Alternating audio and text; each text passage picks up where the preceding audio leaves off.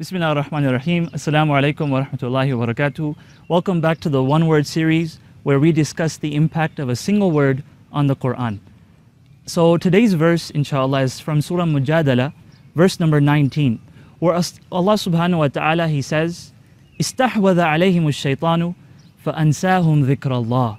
In this verse, Allah talks about Shaitan, and He says that the people that Shaitan overwhelms, he makes them forget the remembrance of Allah. He makes them forget Allah subhanahu wa ta'ala. So how does this happen actually? The actual basic translation of the verse is not enough, because this word, istahwada, actually has a much deeper meaning. Istahwada tells us that Shaitan doesn't overwhelm someone overnight. It's not like someone is a believer at night and then the next morning he's a disbeliever. But rather, Istâhveze tells us that Shaitan takes his time. Because Shaitan is an expert. He's been doing this for thousands of years. And so Shaitan, he actually takes his time, and it's almost, I guess the best example I can give you is that of a snowball effect.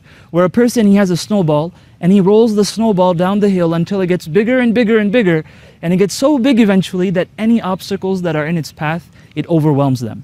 And so Shaitan, that's how he works. He says, okay, this is a little bit easier, this is a little bit better, why don't you try this, why don't you try this? And eventually we start to lose our way, and eventually he overwhelms us. The Prophet ﷺ, he tells us that every time we commit a sin, a darkness is placed on our heart.